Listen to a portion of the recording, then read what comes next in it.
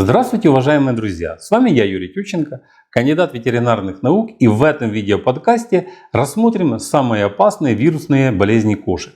К ним относят ринотрахеид, кальцивироз, панлейкопению и бешенство. Встречаются также и другие заболевания, но они регистрируются не так часто, как первые 4. Это наиболее опасные болезни для кошек. Для полноты картины я бы сюда еще добавил и хламидиоз кошек, хотя это и не вирусное, а бактериальное заболевание. Но это тоже очень опасное инфекционное заболевание у кошек, и встречается оно достаточно часто. Вирусы вызывают у домашних кошек тяжелые заболевания, зачастую приводящие к смертельному исходу.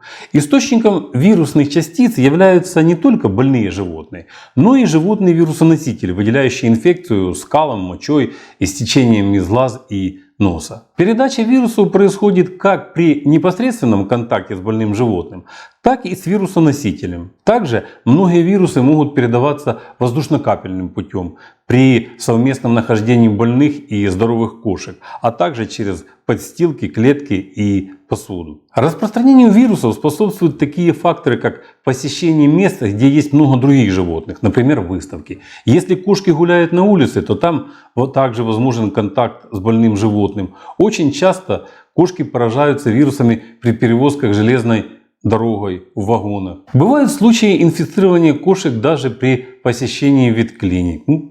Редко, но бывают такие случаи.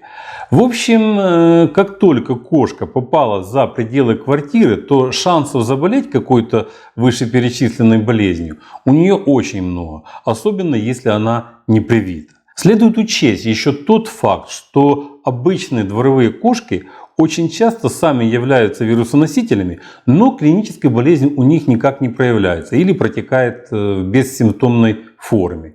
А породистые кошки, наоборот, они очень восприимчивы к данным заболеваниям, так как все усилия человека были направлены на получение каких-то экстерьерных особенностей, а не на укрепление здоровья кошки и устойчивости ее к болезням. Также бывают случаи, что кошки поражаются вирусными инфекциями, даже не выходя из квартиры. Инфекцию в дом можно принести даже на обуви.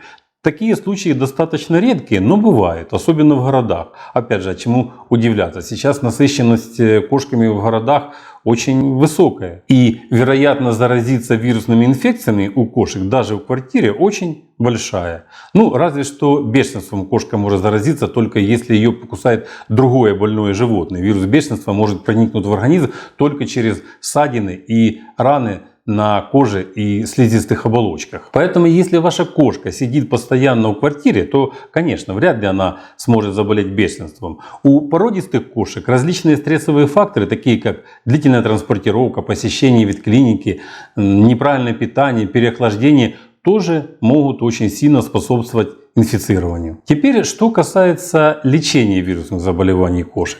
Ситуация здесь следующая. Лечение таких болезней весьма трудоемко и недостаточно эффективно.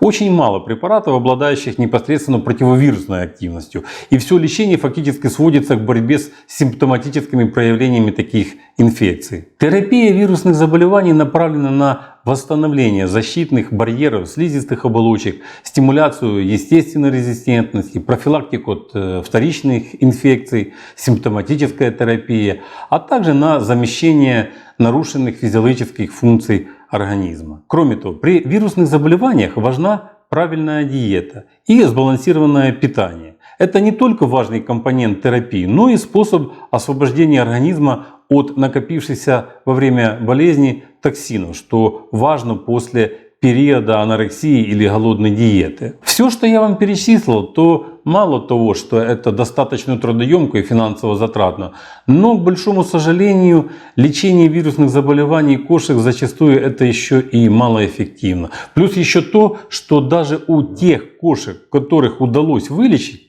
то у них всю жизнь могут остаться какие-то серьезные осложнения. Поэтому, если у вас дома появилась кошка, то ее надо обязательно вакцинировать от ринотрахеита, кальцивироза, панлейкопении и хламидиоза. Вакцинация от бешенства обязательно, если ваша кошка посещает улицу или вы планируете посещать со своей кошкой выставки или планируете куда-то переезжать. Вот и все, что касается самых опасных болезней кошек и как их не допустить. А пока всего вам доброго. здоровья вам и вашим любимцам. Подписывайтесь на наш канал и до новых встреч!